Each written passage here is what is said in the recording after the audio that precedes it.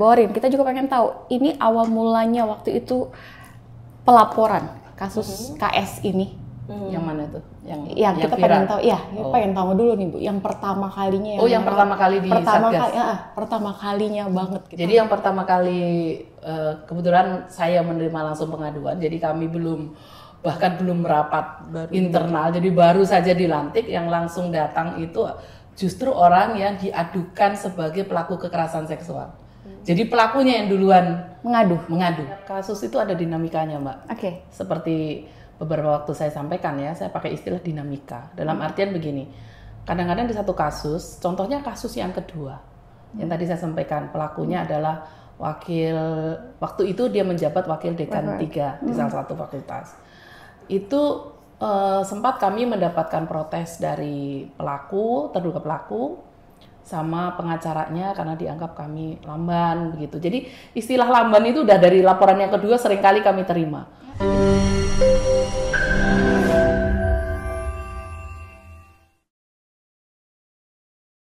Semakin meningkatnya kasus kekerasan seksual pada ranah komunitas ataupun juga yang baru-baru ini viral di media sosial, itu ada terjadi di salah satu perguruan tinggi Kalimantan Timur, khususnya yang ada di Kota Samarinda, di Universitas Mula Warman. Dan ini tentunya akan menjadi satu pelajaran dan juga kemudian ini akan menjadi PR kita bersama untuk bagaimana mengurangi kasus kekerasan seksual yang terjadi di perguruan tinggi, khususnya yang ada di Kota Samarinda. Nah, hari ini di program Ngopi Ngobrol Inspirasi kita sudah mengundang 2 narasumber. Ada Ibu Orin Gusta Andini SHMH, Koordinator Divisi Advokasi Satgas PPKS Unmul. Ibu apa kabar? Alhamdulillah baik. Tadi nggak sesat kesini ya Bu? Alhamdulillah sedikit aja sesat. Oke, terus juga ada Ibu Dr. Haris Retno Susmiati SHMH, Ketua Satgas PPKS Unmul. Iya. Ibu, bagaimana tadi di sini? Baik. Mapnya juga? Ya lumayan. Lumayan. Tapi sebenarnya nggak terlalu membingungkan sih, cuma tadi beda gang aja yang Oh gitu. Oke, baik. Jadi hari ini kita berbicara tentang kekerasan seksual yang kemudian ini marak terjadi di kampus gitu ya kan Bu. Lalu kemudian ini yang menggelitik pertanyaannya ini adalah, benarkah Satgas PPKS Unmul ini kemudian lamban gitu dalam menangani atau bekerja? Tapi sebelum menjawab itu, kita juga harus tahu dulu sejarah atau mungkin latar belakangnya dulu. Kenapa sampai akhirnya si Satgas PPKS Unmul ini harus terbentuk gitu, harus dibentuk. Mungkin Ibu Retno ya? Iya, jadi kenapa kemudian Satgas PPKS ini harus terbentuk? Sebenarnya sejalan dengan program Mas Menteri ini ya. Di program Mas Menteri itu kan bagaimana mengatasi 3 dosa besar perguruan tinggi. 3 dosa besar perguruan tinggi. Ya, betul sekali. Dosa pertama apa? Dosa pertama adalah intoleransi. Intoleransi, ya. Oke. Kedua, bullying. Oke. Ya, yang ketiga kekerasan seksual. Oke. Nah, kemudian Menteri mengeluarkan Peraturan Menteri 30 tahun 2021 yang muatannya adalah mewajibkan seluruh perguruan tinggi untuk membentuk satuan tugas pencegahan dan penanganan kekerasan seksual. Kenapa kemudian sampai muncul Permen 30? Itu berdasarkan hasil penelitian bahwa kasus kekerasan seksual tertinggi itu berada di perguruan tinggi. Sebenarnya ini ya betul, membacanya adalah tapi itu kan generalisasi seluruh Indonesia. Okay. Jadi di seluruh Indonesia kekerasan seksual paling tinggi itu di perguruan tinggi. Ini sebenarnya membacanya ada beberapa faktor. Satu adalah kenapa kemudian perguruan tinggi? Karena ada relasi kuasa yang tidak seimbang ya, antara mahasiswa, dosen, atasan bawahan. Tapi itu mungkin juga ada di tempat lain. Tetapi faktor yang lain adalah perguruan tinggi ini karena punya akses informasi, pengetahuan yang signifikan, kemudian tingkat kesadaran juga lebih dibandingkan sektor-sektor yang lain mungkin ya. Betul. Sehingga suara atau korban yang berani bersuara itu lebih banyak dibandingkan tempat-tempat yang lain. Bisa jadi membacanya begitu. Nah, jadi kenapa kemudian datanya adalah di perguruan tinggi itu kekerasan seksual menjadi paling tinggi. Gitu. Tapi apapun itu intinya Permen 30 itu memerintahkan perguruan tinggi melakukan pencegahan dan penanganan kekerasan seksual. yang terjadi di lingkungannya.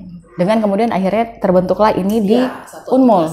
Satuan Tugas Pencegahan dan Penanganan Kekerasan. Dan kemudian anggotanya juga para dosen atau di Permen 30 2021 itu diwajibkan Satgas PPKS harus terdiri dari 50%-nya mahasiswa. Oh, oke. Ya, jadi di Unmul itu ada 19 mahasiswa yang masih aktif begitu. Ya, mahasiswa yang masih aktif bisa mahasiswa S1, S2 juga boleh. Gitu. Tapi kebetulan yang bergabung di kita mahasiswa S1 ada 9 orang, jadi komposisinya 919. 9 mahasiswa, 1 tendik dan 9 dosen. Itu di Satgas PPKS. Jumlah ini berbeda-beda dengan Satgas PPKS di universitas lain gitu. Oh, jadi bervariasi ya, Bu? Bervariasi. Tergantung permasalahannya itu sendiri yang ada di kampus atau tergantung pengambil kebijakan di perguruan tinggi. Oh, oke. Jadi ketika pembentukan dan kemudian pemilihan anggota itu sudah diatur rigid di dalam Permen 30. Jadi harus ada tim sel. Tim selnya pun diseleksi dulu. Jadi ini prosesnya panjang nih pembentukannya. Jadi pimpinan perguruan tinggi itu membentuk tim yang akan menyeleksi tim sel. Nah, jadi kemudian tim sel ini mendaftar. Sebelum menjadi tim seleksi, dia harus mengikuti pembekalan dulu. Setelah itu dipilihlah tim selnya. Jadi tim selnya pun terseleksi. Setelah tim selnya terpilih, tim sel ini yang membuka pengumuman rekrutmen untuk calon anggota Satgas. Dari sekian banyak yang mendaftar kan banyak yang mengatakan kenapa teman saya si A si B nggak lolos. Ini kan proses seleksinya tuh bisa jadi berbagai faktor ya, pertimbangan dari tim sel tadi. Dan tim sel itu tidak hanya terdiri dari internal Unmul, tapi juga ada beberapa tokoh perempuan Kaltim yang ikut bergabung di tim sel yang kemudian melahirkan 19 anggota Satgas PPKS. Jadi prosesnya panjang itu sampai terbentuk dan kami mulai bekerja di Agustus ya.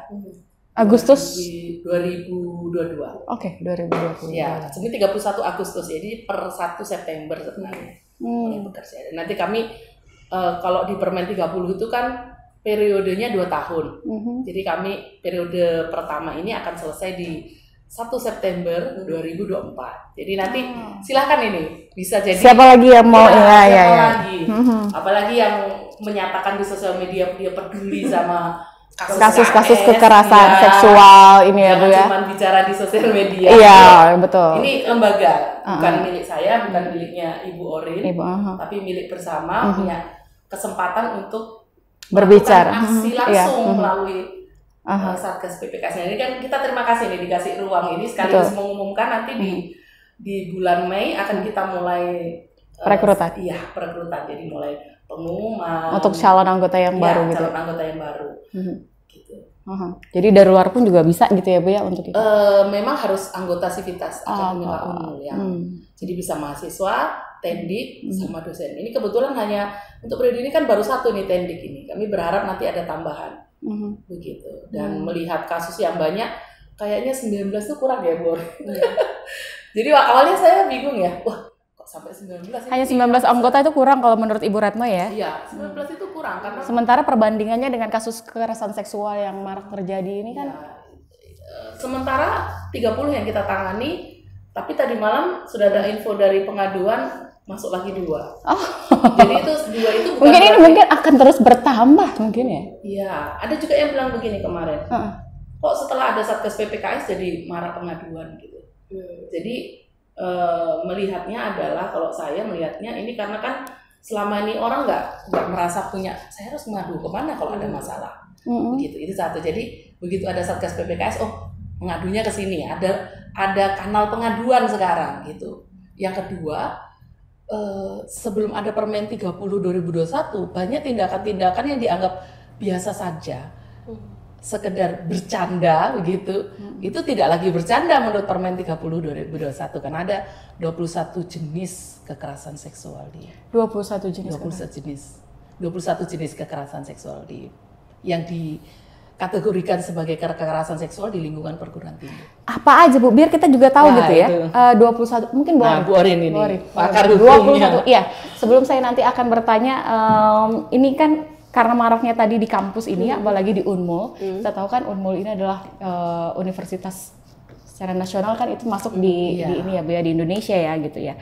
Kemudian ada hal-hal yang begini kan langsung rame beritanya gitu. Ada penulisannya yang memang di berita atau di media itu benar adanya. Kemudian ada juga yang mungkin untuk menimbulkan berbagai pertanyaan dan segala macam gitu ya kan, menimbulkan kontroversi gitu ya kan. Nah, mungkin Bu Orin, saya pengen tahu dulu yang 21 jenis tadi. Siapa tahu nanti ada salah satunya dari teman-teman di sini atau mungkin yang juga yang nonton ini mengalami hal tersebut, kan kita bisa bisa berbagi informasi gitu. Jadi bentuk 21 bentuk kekerasan seksual itu mungkin saya tidak bisa sebutkan semuanya ya. Tapi itu ada salah satu salah satu dua atau tiga. Di dalam Permen 30/2021 itu pasal 5 ayat 2. Nah, itu diantaranya mengucapkan ucapan yang memuat rayuan, lelucon atau misalnya siulan yang bernuansa seksual.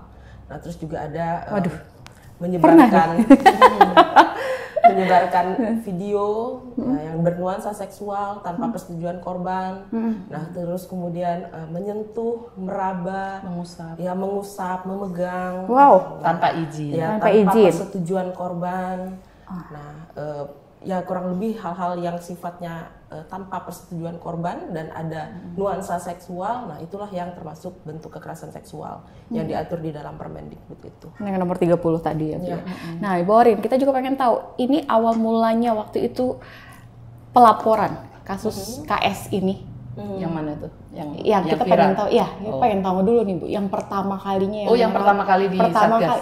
Pertama kalinya banget gitu. Sampai yang nanti akhirnya kita bicara yang lagi rame banget di media kan gitu. Pertama kali justru pelaku. Masih ingat nggak? Oh iya.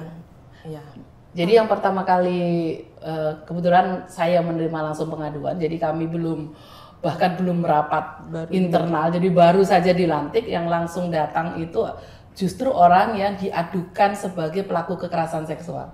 Jadi pelakunya yang duluan mengadu. Itu gimana ya? Maksudnya pelakunya yang duluan mengadu ya? Karena dia merasa kasusnya itu kan karena waktu itu belum ada Satgas PPKS, dia ditangani tim khusus di tingkat fakultas dan dia tidak puas dengan putusan di satuan kerja itu.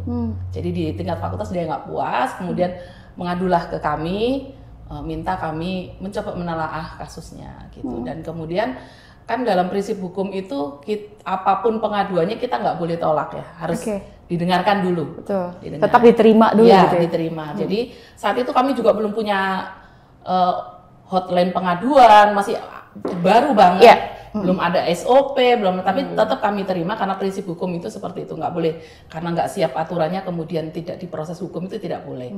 Jadi akhirnya tetap kami terima, kami dengarkan. Kemudian kami panggil yang bersangkutan untuk mendengarkan kesaksiannya. Namun dari hasil penelusuran kita dan keterangan juga yang pelapornya ini, yang kebetulan pelaku, dia ternyata juga melaporkan kasus ini ke kepolisian. Karena mempertimbangkan efektivitas penanganan dan kemudian karena ini pelaku juga yang mengadu, kami menelusuri bagaimana kondisi korban. Kondisi korban sudah aman-aman saja begitu. Jadi kemudian kami memberikan rekomendasi saat itu untuk kasus ini kita tunggu proses di kepolisian seperti apa gitu, karena kasus ini ada di kepolisian. Nah, kemudian kasus yang kedua ini langsung kasus yang menurut kami agak berat nih ya, bukan agak lagi berat. Sempat beberapa kali diberitakan, tapi saya nggak tahu warga Samarinda masih ingat nggak. Jadi terduga pelaku saat itu adalah pejabat, jadi wakil dekan 3 di salah satu fakultas. Korbannya adalah mahasiswa bimbingannya. Kebetulan ada 2 orang dan kemudian kita periksa, kita mintakan keterangan saksi-saksi. Begitu. Tetap dibuat BAP begitu juga ya Bu ya? Kami pakai BAP, pakai berita acara pemeriksaan. Dan kebetulan memang saat kami terbentuk Permen 30 itu memang ada pedoman, tapi dokumen-dokumen itu diserahkan masing-masing perguruan tinggi untuk membuat aturan. Jadi kami membuat format dengan berita acara pemeriksaan begitu. Dan alhamdulillah ini kami malah beberapa perguruan tinggi lain menghubungi kita untuk belajar gitu. Jadi bagaimana dokumen berita acara pemeriksaan, dokumen kesimpulan rekomendasi gitu, kita jadi tempat belajar juga buat Satgas PPKS di universitas yang lain. Iya. Yang ada di Kota Samarinda khususnya gitu. Di luar juga. Di luar juga. Oh, oke. Ya, jadi dokumen itu kalau dalam skema Satgas PPKS termasuk inisiatif baik yang kita lakukan untuk memastikan tidak hanya hak korban juga yang kita berikan tempat, tapi juga pelaku kita dengar dan kita dokumentasikan keterangannya gitu, karena pelaku juga punya hak untuk praduga tidak bersalah kan. Nah, di kasus kedua ini kita udah periksa, kita mintakan keterangan, memeriksa banyak 11 kalau nggak salah ya, 11 orang itu butuh waktu yang lama. 11 orang itu para saksi atau saksi? Kalau korban ya, mungkin Bu Orim, korbannya ada 2 orang ya? Ya, korbannya ada 2 orang, terus kemudian saksinya kurang lebih ada 11. Nah, sampai akhirnya simpulan dan rekomendasi itu diteruskan kepada rektor, nah kemudian diproses oleh kementerian. Sanksinya? Ya, sanksinya saat itu adalah kan itu kan pasti dari pihak kampus juga memberikan saksi untuk si pelaku, ya, kemudian itu juga sampai ke jalur hukum atau? Ya, jadi kalau di dalam permen itu memang ada jenis sanksi yang diatur. Nah, sanksinya sanksi yang berhak dijatuhkan atau direkomendasikan oleh Satgas PPKS itu sifatnya administrasi. Nah, jadi ada 3 tingkatan atau ada 3 kualifikasi. Yang pertama ada ringan, ada sedang, dan ada berat. Nah, pada kasus yang kedua itu kami di Satgas PPKS kemudian merekomendasikan sanksi administrasi yang berat. Nah, sehingga itu sampai pada proses pemecatan, pemberhentian tetap ya Bu, pemberhentian tetap dari jabatan saat itu, dan karena itu pemberhentian tetap maka itu diproses oleh kementerian. Ya, seperti itu. Itu untuk kasus yang kedua. Jadi saat ini Satgas PPKS Unmul sudah menangani berapa kasus kekerasan seksual di sana? Kalau saat ini 30 kasus. Belum sampai yang 2. Sekarang ini lagi rame-ramenya banget. Iya, 30 belum yang tadi malam 2 itu. Jadi kalau dengan kemungkinan tadi malam bisa 32, tapi sementara yang sudah kita periksa meskipun belum sampai. Jadi kan begini, alur penanganan di Satgas PPKS pertama dengan korban kita sediakan link pengaduan di sosial media. Ada terutama di Instagram. Kenapa Instagram? Karena melihat anak-anak muda ini, mahasiswa itu lebih banyak di Instagram. Ya, makanya kita sediakannya di Instagram. Mereka mengisi pengaduan, tapi hotline WhatsApp lewat WhatsApp juga aktif gitu. Dan itu beberapa kasus juga berperan, karena ada satu kasus itu ya yang dia pacaran, kemudian dia mau putus. Si laki-lakinya nggak mau, ngancam video mereka akan disebar. Nah, video akan disebar, jadi dia ngontak Satgas pakai WhatsApp itu, tolong saya begitu. Waktu itu masuknya siang jam 18.00, kalau saya tidak mendatangi mantan pacar saya, video saya akan disebar gitu. Jadi karena ini sifatnya mendesak, urgent gitu, jadi langsung kita, biasanya kan prosedurnya harus dengan surat tugas Pak Rektor dulu, sebelum kami menangani kasus. Tapi karena ini mendesak, langsung saja kita terjunkan tim, jadi kita minta tim mahasiswa untuk melacak si pelapor ini di mana posisinya, dalam kondisi bagaimana, sampai terlacak, kemudian kita ajak ketemu.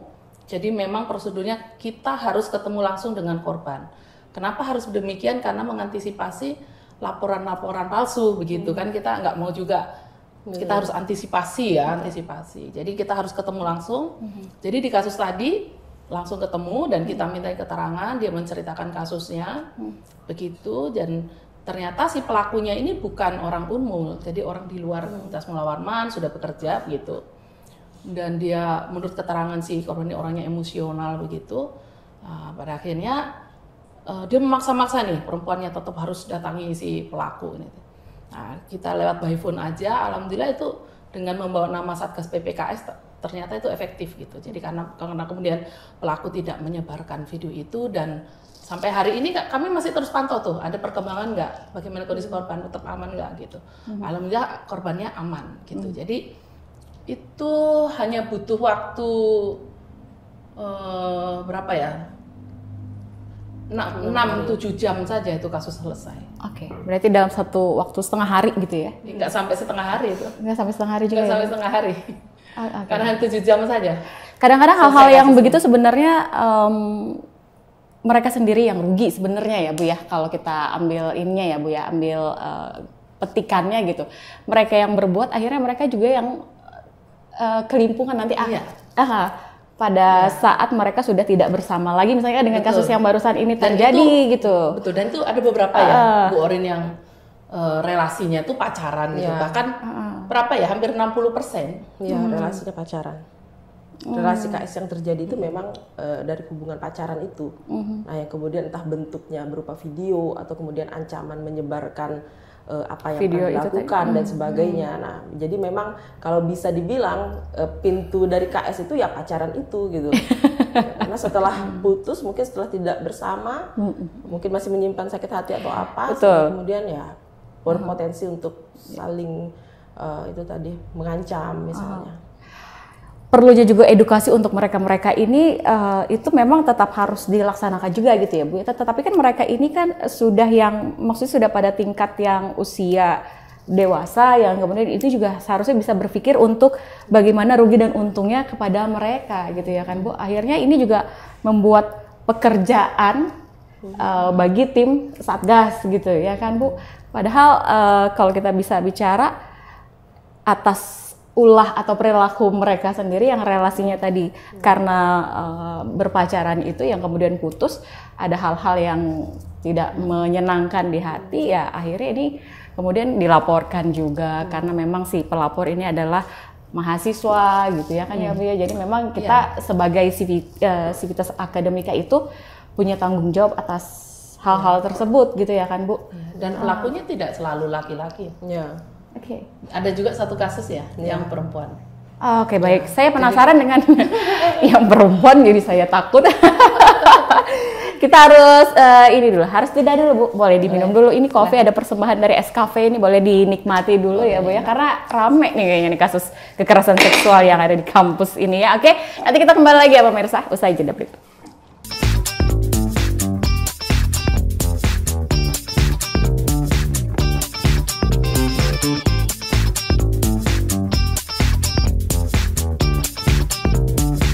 Ya, kita udah masuk di segmen kedua, masih dengan Ibu Orin dan juga Ibu Retno ya Bu ya. Aduh, ini kayaknya kalau cuman hanya waktu 40 menit pada pembahasan hari 30 ini. kasus kayaknya enggak. Iya, terus kemudian tadi malam baru nambah lagi ada 2. Saya yakin ini akan terus bertambah. Harapan doanya Satgas selalu jangan nambah. Jangan nambah ya Bu ya. Tapi ternyata memang itu kadang doa itu bisa kebalikannya ya Bu. Dan apalagi tadi yang barusan dikatakan sama Ibu Retno ya, ini kasus yang kemarin baru-baru juga yang apa tadi Bu, perempuan perempuan melaporkan gitu. Perempuan yang dilaporkan. Perempuan yang dilaporkan Yang sebagai yang melakukan pelaku, ya, gitu ya. yang melakukan KS ini, kekerasan seksual. Ini ceritanya ceritanya. Bagaimana Bu? Mungkin sebelum ke situ Bu Orin apa sih sebenarnya kekerasan seksual? Ya jadi gini, itu kali kalau kita bicara tentang kekerasan seksual ini kan memang itu tentunya melanggar hak asasi manusia gitu kan. Itu kan sangat bertentangan ya Bu, dan itu kan juga ada undang-undangnya. Dan seperti apa sih perbuatan yang kekerasan seksual yang kemudian ini memang masuk pada tahap pelaporan yang habis setelah itu nanti ditindaklanjuti, yang kemudian si pelaku ini juga dipanggil gitu.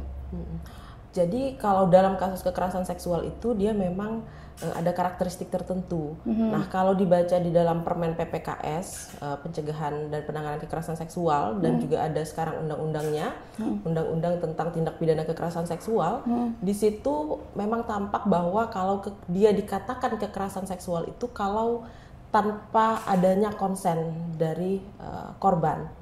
Nah, jadi tanpa adanya konsen itu kan berarti persetujuan. Nah, dia bukan KS kalau ada persetujuan dari kedua belah pihak. Betul. Nah, dia menjadi KS manakala salah satu pihak itu tidak memberikan persetujuannya.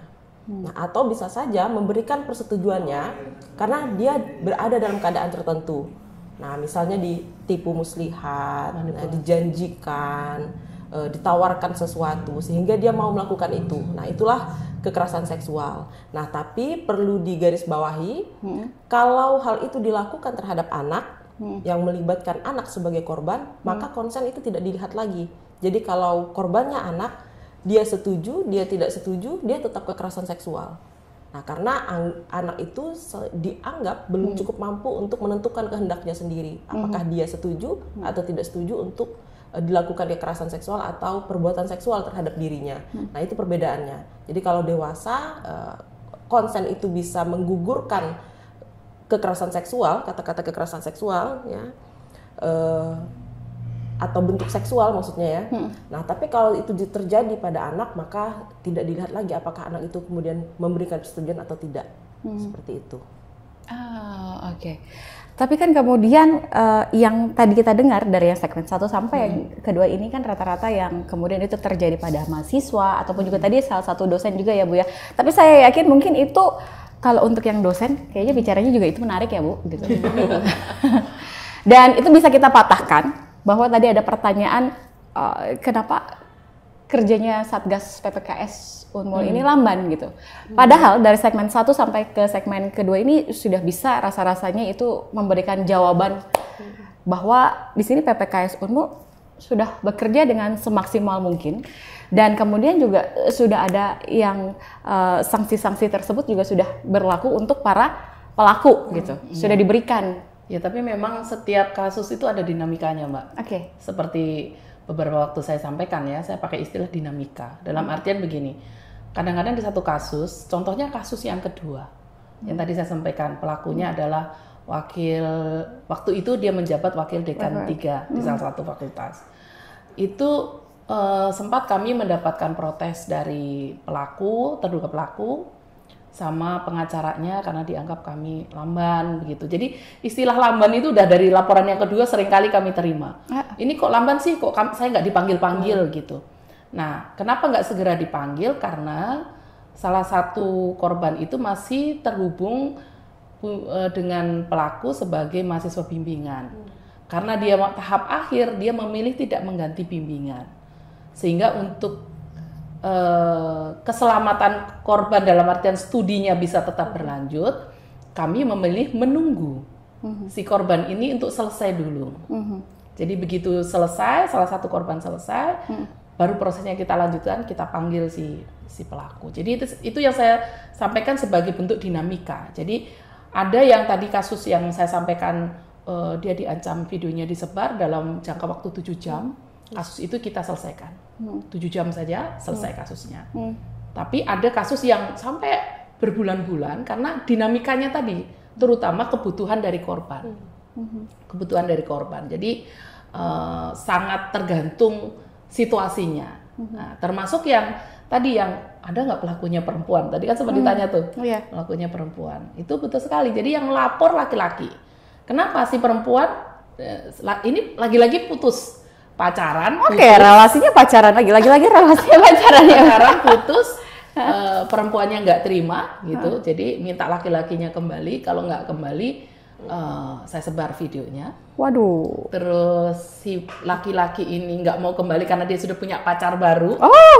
Gitu ya. Jadi dinamika juga nih. Kemudian kita panggil dan kita periksa gitu. Dan kasus ini unik ya karena perempuannya ini bukan, artinya kadang-kadang kita punya cara pandang ya, kalau perempuan itu pasti lemah, pasti ini gitu. Ini perempuan unik ya, dalam artian dia tahu bagaimana cara dia kemudian menghindar dari panggilan Satgas gitu. Dia berusaha membuat bagaimana dia berdamai lagi. Jadi dia bilang ke Satgas, ini udah saya damaikan, saya sudah pakai proses perdamaian gitu. Sementara si laki-lakinya masih ketakutan gitu. Jadi ini berbalik gitu. Kok biasanya kita dampingi perempuan-perempuan yang ketakutan karena videonya disebar. Ini laki-laki nih. Jadi ini persoalannya adalah relasi kuasa yang tidak seimbang. Jadi yang dikatakan Bu Orin tadi, kekerasan seksual itu terjadi ketika salah satu pihak merasa perbuatan itu tanpa persetujuan dia. merekam, menyebarkan video atau informasi data pribadi itu juga sudah kena gitu. Nah itu tidak melihat dia laki atau perempuan gitu. Siapa yang relasi kuasanya tidak seimbang, ya dia ini. Tapi kemudian yang menarik di kasus ini adalah setelah kita periksa si perempuan yang jadi terlapornya ini, kemudian terlihat bahwa ya kemudian tidak adil juga buat si perempuan karena laki-lakinya udah sampai yang di video-video tadi itu kok tiba-tiba terus mau putus terus begitu saja gitu. Jadi memang ini persoalan harus sangat hati-hati gitu melihat. Makanya kami di Satgas itu ada psikolog. Jadi kita minta kalau sudah ada yang agak perlu pendampingan secara psikologi, kita minta pendampingan psikologi begitu. Jadi itu tidak hanya di kasus ini, beberapa kasus juga begitu. Termasuk kasus yang viral itu kita minta untuk ketemu dulu dengan psikolog karena kan di awal keterangannya itu mungkin karena kondisinya dia belum stabil, jadi si korban itu jadi perlu wawancaranya atau pemeriksaannya tidak hanya dengan ahli hukum tapi juga dengan psikolog. Kebetulan di kita di Satgas ada psikolognya 2 orang. Oke. Tapi pernah nggak Bu, maksudnya menghadapi si pelapor yang kemudian dia juga mungkin di awal sudah melapor ke Satgas gitu, terus merasa tidak puas gitu, merasa tidak puas dengan kinerja Satgas, kemudian dia memilih untuk dengan yang lain misalnya gitu, tim bantuan hukum yang lain misalnya begitu ya, karena mungkin ini sudah pada kekerasan yang tingkatnya sudah pada berat gitu ya kan, dan ini akhirnya Satgas dan yang kemudian tim yang lain ini akhirnya kalau sampai sekarang belum ada kasus belum itu. ada. Okay. Bahkan di kasus yang viral AP ini sampai hari ini korban belum pernah menyatakan mencabut laporannya. Jadi bagi kita meskipun ya mencabut laporan itu tidak mempengaruhi penanganan kasusnya ya, Bu Orin ya, nanti Bu Orin bisa menjelaskan kenapa begitu. Tapi sampai hari ini korban juga tidak menarik laporannya, gitu, tidak menarik laporannya kepada kita. Jadi masih ya? Jadi 30 kasus itu belum ada pelapor yang kemudian menarik laporannya. Tapi dinamikanya ada beberapa kasus, salah satunya kasus yang guru besar. Itu ada. Itu baru-baru saja terjadi? Yang guru besar ini tahun lalu pelaporannya, sekarang beliau itu sudah statusnya nonaktif, tapi bukan sanksi ya.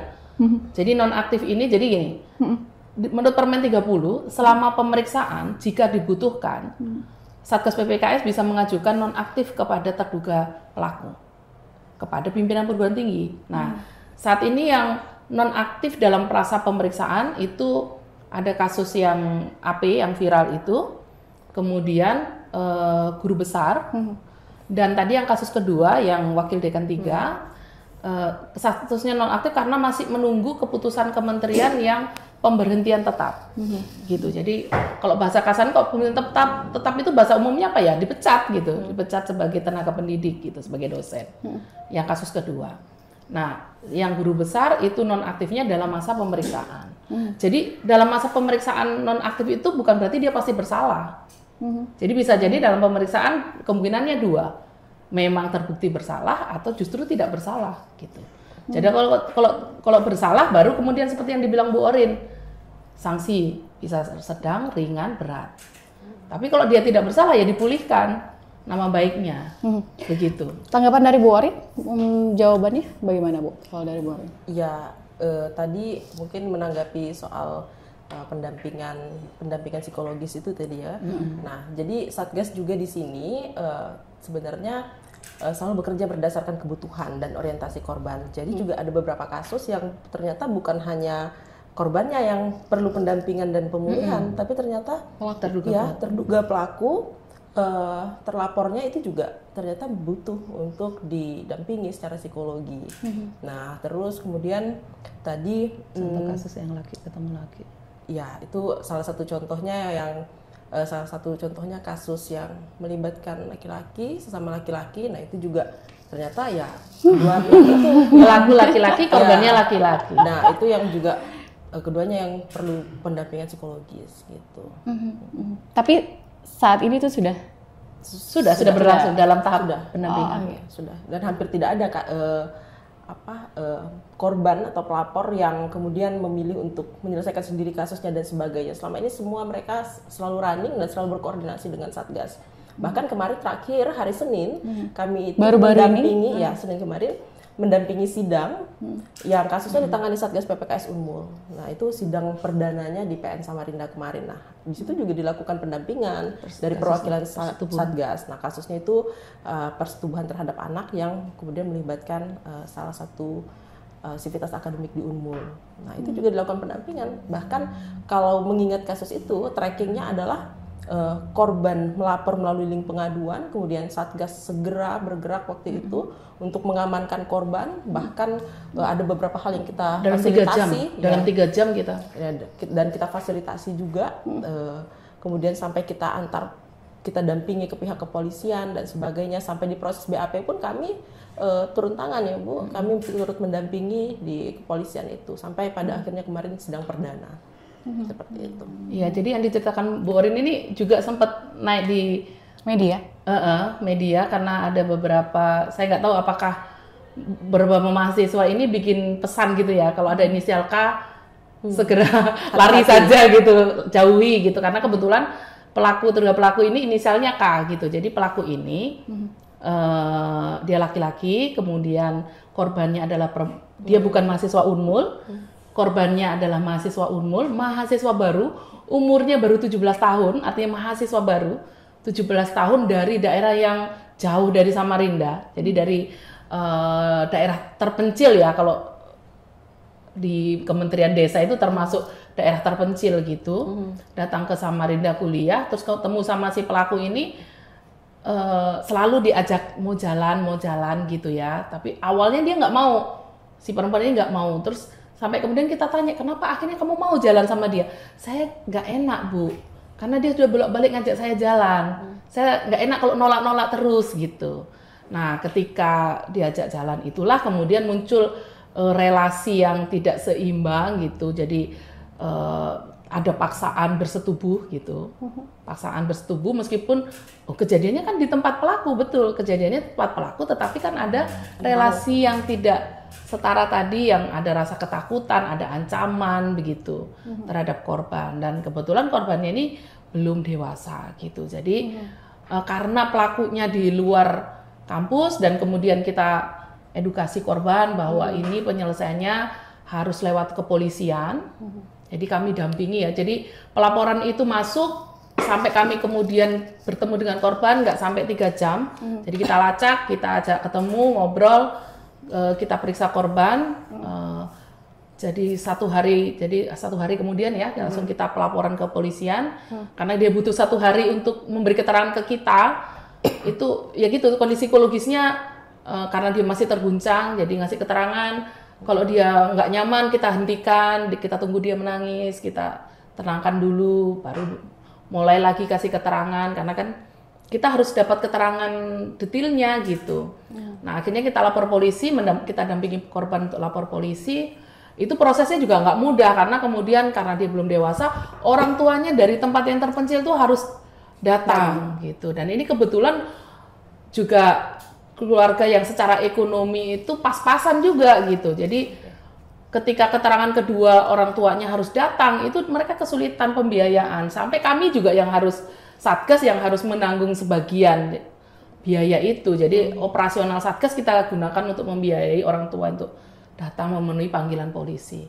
Nah alhamdulillah dari proses itu kemudian hari Senin kemarin sidang perdana. Jadi polisi, jadi ketika sampai terjadi penangkapan di kediaman pelaku itu kita tidak sendiri ya, Satgas nggak punya legalitas untuk menangkap seseorang. Jadi kami lapor polisi, polisilah yang kemudian menangkap pelaku. Meskipun di penangkapan itu Satgas ikut memantau bagaimana proses penangkapan yang dilakukan pihak kepolisian. Artinya kita tidak melakukan penangkapan sendiri karena nggak punya. Tadi di awal Bu Orin mengatakan kami internal kampus, administratif di internal kampus gitu prosesnya. Tapi memang harus punya relasi di luar daripada itu ya Bu. Oh iya. Karena memang ini untuk mempermudah semua penanganan kasus-kasus kekerasan seksual yang terjadi di kampus. Di kasus itu juga kami tidak sendiri. Kemudian polisi kan butuh visum juga. Visum dengan rumah sakit kami juga dipermudah.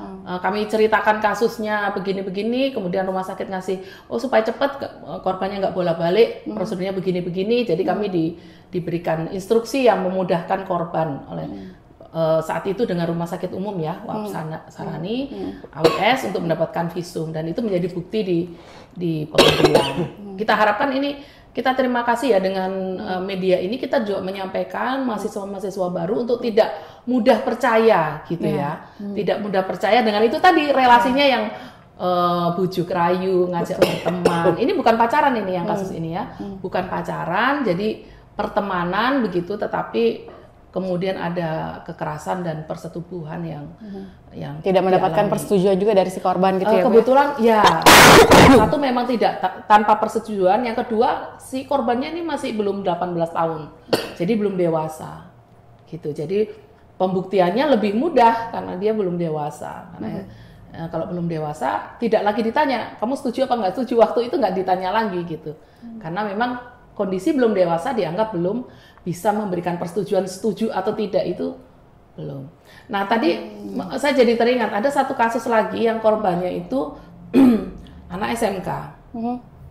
Anak SMK. Jadi pelakunya di mahasiswa. Nah, tapi ini agak unik ini kasusnya ini. Jadi itu tadi ya relasinya pacaran juga. Pacaran. Kemudian si perempuan ini kemudian melapor ke Satgas PPKS, gitu. Tahan dulu ya Bu, kita harus memberikan kejutan kayaknya di cerita ini. Nanti kita kembali lagi ya, pemirsa, kita harus jeda dulu dan tetap bersama kami.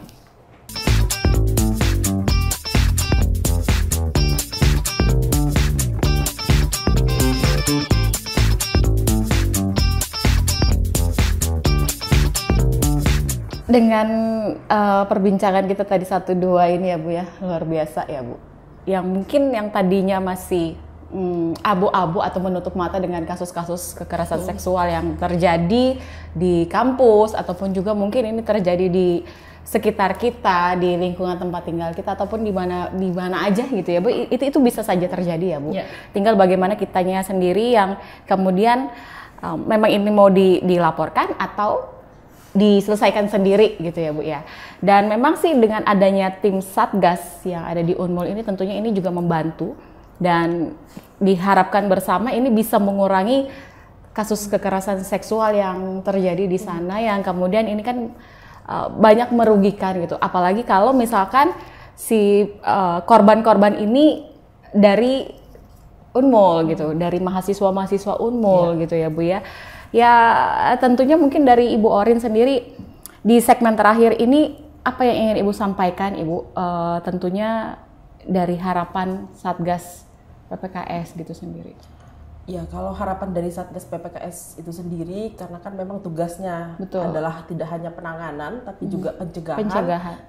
Tentu visi misi dari Satgas PPKS itu supaya semua orang di lingkungan Unmul, khususnya Sivitas Akademik itu bisa memahami lebih dalam terkait dengan apa saja bentuk-bentuk kekerasan seksual.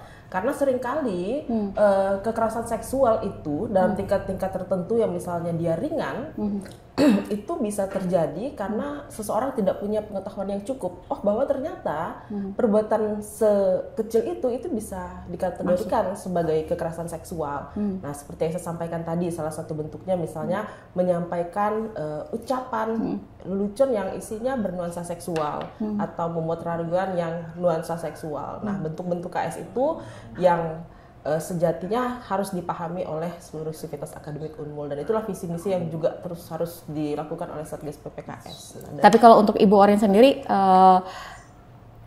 upaya yang sudah dilakukan oleh tim Satgas ini sudah cukup puas? Sampai dengan detik ini dari kami keluar SK per 1 September, saya kira semua yang dilakukan Satgas sudah sangat optimal. Walaupun mungkin banyak sorotan dan sebagainya, ya itu kan sesuatu yang tidak bisa dihindari ya, karena kerja-kerja Satgas PPKS itu ya memang kerja-kerja yang sifatnya berjuang untuk memerangi kekerasan seksual. Saya kira yang sudah dilakukan oleh Satgas PPKS itu sampai saat ini sudah dengan sebaik mungkin dari kinerja kami ber-19 seperti itu. Sorotan yang kemudian ini mengganggu pikiran dan juga teman-teman yang lain yang ada di Satgas gitu apa Bu? Yang paling mengganggu? Kalau kami sih tidak merasa terganggu ya. Kami tidak merasa dari sama sekali awal terganggu. banyak sekali yang begitu. Ya. Bahkan mungkin kami merespon dengan rilis pers saat kemarin kami mengadakan konvers di Satgas, di Sekret Satgas, itu bukan karena kami merasa terganggu atau apa, tapi kami merasa bahwa hal-hal yang sifatnya tidak sebenarnya, nah itu yang kemudian harus diklarifikasi. Nah seperti pernyataan bahwa misalnya Satgas PPKS hanya memberikan sanksi berupa skorsing selama 1 semester, nah itu kan pernyataan yang sangat tidak benar. Itu tidak benar. Nah berarti jadi itu tidak harus diluruskan di sini ya, harus diluruskan. Nah, karena itu sesuatu yang tidak benar. Karena yang benar itu adalah hanya salah satu bentuk proses dari pemeriksaan kita. Misalnya kita ingin pemeriksaan itu kondusif, nah kita bisa menonaktifkan, meminta permohonan nonaktif itu ditujukan kepada pimpinan perguruan tinggi. Nah, dan itu sekali lagi itu bukan bentuk sanksi, karena bentuk sanksi seperti yang saya sampaikan tadi ada jenisnya ringan, sedang, berat gitu. Nah, jadi hal-hal itu yang diluruskan oleh Satgas PPKS pada rilis pers yang waktu itu. Kemudian ada berita yang kemudian menyatakan seperti itu ya Bu ya. Ya. Oke. Jadi ini sudah diluruskan ya bahwasanya tim Satgas itu bukan memberikan skorsing gitu ya Bu ya. Oke. Dari Ibu Retno. Iya. Jadi sebenarnya membicarakan tentang kekerasan seksual mungkin tidak cukup ya hanya satu kali sesi ini panjang. Betul. Karena mungkin episode itu harus ada lagi ya, gitu ya. Bu. Keterkaitan dengan banyak hal ya. Betul. Keterkaitan dengan tata kelola kampus, keterkaitan karena seperti kasus yang pertama ya, yang tadi kami sampaikan bahwa pelapor itu melapor juga ke kita, meskipun pada akhirnya rekomendasi kita mengikuti proses hukum di kepolisian, tapi di internal tetap kita rekomendasikan. Salah satunya adalah pengubahan tata kelola, perubahan tata kelola yang memungkinkan karena itu kejadiannya di asrama di salah satu lokasi di kampus, tata kelola asramanya diubah. Dan sekarang kemudian kondisinya juga di asrama itu sekarang dinonaktifkan, jadi asramanya sementara tidak dipergunakan sampai ya bangunannya diperbaiki, begitu ada perubahan-perubahan itu. Itu dari pembelajaran. Jadi setiap kasus itu tidak hanya si pelaku disanksi apa, tidak hanya begitu. Dan sesuai dengan Permen 30 ada beberapa poin. Satu tentu membuktikan kesalahan gitu ya. Kesalahannya apa dan sanksinya apa, sedang, ringan, berat gitu. Yang kedua, tata kelola apa yang terkait dengan kasus itu yang terhubung yang harus diubah oleh perguruan tinggi. Nah, yang ketiga, apa jaminan ketidakberulangan? Jadi tindakan apa yang harus kita lakukan supaya itu tidak berulang. Nah, karena misalnya kasus yang dengan dosen mayoritas adalah pembimbing dengan bimbingan, kemudian kita melakukan audiensi nih ke masing-masing fakultas untuk memastikan relasi bimbingan itu aman buat mahasiswa bimbingan. Kemudian bimbingan wajib tidak boleh di luar kampus gitu. Tempat pembimbingan juga harus aman karena ada kasus yang terjadi di laboratorium. Jadi kita mendorong dan meminta untuk ada perubahan tata kelola laboratorium. Jadi pekerjaan Satgas itu tidak sesederhana yang dibayangkan gitu. Jadi sampai ke situ. Termasuk misalnya kalau ada indikasi yang bersangkutan ini kayaknya nggak etis lagi tuh, meskipun sanksinya mungkin nggak berat, tapi kayaknya dia nggak etis lagi kalau menduduki jabatan tertentu gitu atau jabatan-jabatan yang strategis di universitas itu bisa kita rekomendasikan sampai ke situ, meskipun mungkin yang bersangkutan tidak kita kenakan sanksi pemberhentian. Jadi ada pembatasan model-model penghukuman yang orientasinya tidak sekedar menghukum, tetapi hukum itu memulihkan kembali rasa kemanusiaan yang terluka ya karena perbuatan yang dilakukan si pelaku. Nah, poin yang lain adalah yang terpenting kita ingin menyampaikan juga ke masyarakat, memang di Satgas ini untuk memastikan hak korban itu terlindungi, praduga tak bersalah pelaku juga difasilitasi, kita punya SOP. Jadi ketika ada pengaduan kasus kekerasan seksual masuk ke Satgas PPKS, sesegera mungkin kami akan mengklarifikasi ke korban. Jadi begini Mbak, kalau ada ungkapan, wah ini kasus yang ini kok nggak ditangani Satgas, saya tahu ada beberapa di sosial media yang nge-tag Satgas kasus itu. Kasus yang dimaksud memang ada, kenapa itu kok kesannya nggak ditangani, bukan tidak ditangani. Korban ketika dihubungi kembali oleh Satgas itu dia tidak merespon. Jadi ketika korban tidak merespon, kami tidak bisa melanjutkan kasusnya. Jadi kita menunggu respon dari korban. Kemudian katanya pendamping, ada pendampingnya. Lu kan cukup aja keterangan dari pendamping. Mohon maaf, itu tidak cukup bagi kami. Jadi kami meskipun nanti didampingi oleh pendamping, kami harus ketemu nih. Jadi cerita aslinya dari korban, karena nanti yang harus yang paling tahu kebenaran ini kan dari korban. Gitu. Jadi memang bukan karena tidak ditangani Bu ya, tetapi juga masih menunggu si pelapor ini mau apa tidak diteruskan gitu ya. Betul. Laporannya. Ada juga satu kasus yang dia nggak cuma ke Satgas, nge-DM ke beberapa gitu ya. Tapi dia tidak meninggalkan nomor kontak, tidak meninggalkan alamat email. Jadi kami juga sulit untuk. Tapi pernah hal-hal yang begitu terjadi, lalu pernah ditanyakan juga nggak Bu kepada mereka, ini tujuannya sebenarnya apa sih laporan ini gitu? Sulit karena mereka tidak mau dihubungi lagi, tidak meninggalkan nomor kontak, kita nggak bisa menghubungi. Yang satu kasus tadi itu ada pendampingnya. Nah ketika kita konfirmasi ke pendamping, bisa nggak dibantu untuk difasilitasi ketemu dengan korban? Oh iya Bu, kita coba. Tapi sampai hari ini belum ada juga. Nah kemudian ada satu lagi kasus, tadi kan ada juga pertanyaan yang mengatakan itu kasusnya, ada satu kasus ya, jadi lagi-lagi ini pacaran. Korbannya perempuannya di mahasiswa swasta di Samarinda, terduga pelakunya mahasiswa Unmul. Laporan masuk ke kita di hari menjelang si pelaku ini wisuda. Gitu. Jadi sehingga begitu kami mendapatkan laporan, kami harus konfirmasi ini apa kasusnya, karena kan kami harus ini KS atau bukan gitu kan. Nah, begitu kita wawancara ternyata perempuannya hamil. Kemudian ketika minta pertanggungjawaban si laki-lakinya nggak mau dan menyuruh perempuan ini untuk menggugurkan. Jadi menyuruh aborsi itu KS. Karena tadi kan harus ada prosedur, kalau pacaran kemudian hamil, kalau itu tidak ada unsur paksaan, bukan KS, tapi ketika dia menyuruh aborsi itu kekerasan, masuk dalam kekerasan. Masuk 21 jenis kekerasan seksual. Menyuruh aborsi. Nah, ini juga jadi peringatan dan ini juga jadi catatan penting untuk kalian ya. Iya, jadi serem itu banget ini. Kemudian si perempuan minta, bisa nggak ijazahnya ditahan? Ketika kita menghubungi pihak rektorat, ternyata si pelaku sudah mengambil ijazahnya. Jadi intinya dia udah nggak ada hubungan dengan kampus lagi. Tapi kami bukan berarti berhenti. Kemudian jadi akhirnya kadang-kadang si pelaku ini juga punya strategi sendiri juga ya Bu ya? Ada yang begitu juga ya Bu ya? Nah ini menarik di kasusnya ini. Jadi begitu kami audiensi ke fakultas, minta kalau pelaku kemudian masih berhubungan dengan fakultas, di stop dulu dan hubungi kami gitu, karena dia menghilang. Nah kemudian kita arahkan, kami minta bantuan lembaga konsultasi bantuan hukum di kampus, karena kami ingin ada kerjasama begitu dengan LKBH untuk mendampingi si korban ini lapor polisi. Nah di tengah proses persiapan polisi itu, si pengacara LKBH sempat menyampaikan ke korban, ada nggak, karena ada indikasi penyebaran video. Meskipun kita lacak, kemudian memang agak sulit nih, tapi kita bilang kita berharap polisi nanti yang melacak. Polisi kan punya kemampuan dan akses yang lebih besar, jauh lebih besar dibanding Satgas. Nah, tapi kemudian pengacara sempat menanyakan, karena katanya pengacara begini, biasanya kalau kasus pacaran itu korbannya tuh up and down gitu. Kadang kenceng gitu, tapi tiba-tiba saya mau balikan lagi deh gitu.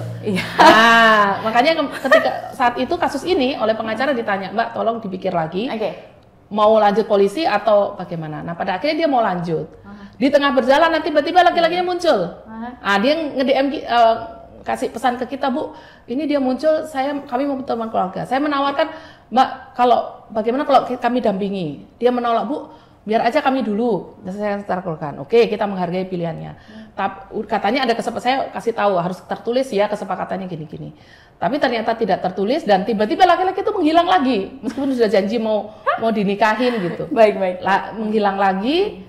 Nah, kemudian jadi gimana ini Bu? Ya udah Mbak, balik lagi ke LKBH, kita persiapan untuk lapor polisi. Tapi nampaknya ya beliau ini sudah emosi, Bu saya lapor sendiri aja gitu. Ya nggak mungkin dong Satgas bilang jangan sendiri nanti kita nggak mungkin. Ya udah silahkan kalau memang ini lapor. Kemudian setelah pelaporan polisi nampaknya dia tiba-tiba ngasih pesan ke kita tuh ya, Bu kayaknya saya sudah lelah gitu. Jadi menurut saya ini cukup sampai di sini saja. Gitu. Nah, kategori kita kasus yang begini ini bukan menarik laporan, tapi korban merasa cukup dengan proses yang kita lakukan. Makanya sampai hari ini menurut Satgas tidak ada kasus yang tidak ditarik, nggak ada. Karena ini tidak menarik laporan, tapi korban merasa cukup sampai di situ prosesnya. Meskipun untuk Satgas tidak berhenti. Dalam artian warning kita ke fakultas itu masih berjalan. Tetap. Jadi kalau si pelaku kemudian berurusan dengan kampus, ya di saat itu kita bisa mencoba. Yang jelas tim Satgas di sini tetap bekerja sesuai dengan visi dan misi. Betul. Terbentuknya dari Satgas. Jadi ketika di Unmul ya. Ya, ketika sudah ketemu dengan korban, kita periksa saksi-saksi dan ketika keterangan cukup, kemudian ini bagiannya timnya Bu Orin ini dengan teman-teman Fakultas Hukum menelaah 21 jenis kekerasan seksual di Permen 30 itu kenanya di mana. Nah, begitu ketemu kenanya di mana dan dinyatakan bersalah, kita bikin kesimpulan rekomendasi, itu kita plenokan. Nah, diplenokan di Satgas PPKS. Pleno itu meneliti, jadi alat bukti sudah benar nggak, yang dikerjakan tentang hukum ini kuat nggak secara hukum. Kalau kita rasa kuat, baru kemudian kesimpulan rekomendasi ini kita arahkan ke pimpinan perguruan tinggi. Nah, jadi ini prosesnya Permen 30 itu memang panjang. Iya, kecuali tadi yang kasus jam 6 harus dialakan menyebarkan ya, memang kita cepat. Tapi tetap kesimpulan rekomendasi tetap kita buat, laporan kita sampaikan ke pimpinan perguruan tinggi, tapi korban aman. Harapannya juga dari tim Satgas ini sendiri, semoga kasus kekerasan seksual yang kemudian terjadi di kampus ini makin lama tuh makin berkurang juga ya Bu ya. Gitu ya. Jangan sampai ada lagi laporan-laporan dengan kasus-kasus yang seperti ini juga gitu yang kemudian melibatkan atau juga merugikan pihak perguruan tinggi, terutama yang ada di Universitas Mula Warman, ataupun juga ini juga bisa menjadi contoh untuk universitas lain atau perguruan tinggi lainnya yang ada di Kota Samarinda. Kita juga mengharapkan kasus-kasus seperti ini ya kalau bisa bukan semakin meningkat, tetapi harusnya semakin berkurang gitu. Baik, terima kasih Ibu Orin, terima kasih sudah hadir di sini dan mudah-mudahan juga itu bisa terklarifikasi di sini juga, begitu ya Bu ya. Sudah diluruskan juga bagaimana pemberitaan-pemberitaan di luar sana media yang kemudian ada yang menulis seperti itu, dan Ibu Retno juga terima kasih ya Bu ya. Mudah-mudahan tanggung jawab ini tuh bisa diterima dan sangat diterima oleh masyarakat di Kota Samarinda ya Bu. Sehat selalu untuk Ibu Orin dan Ibu Retno. Saya Sindar Teres pamit undur diri. Sampai jumpa.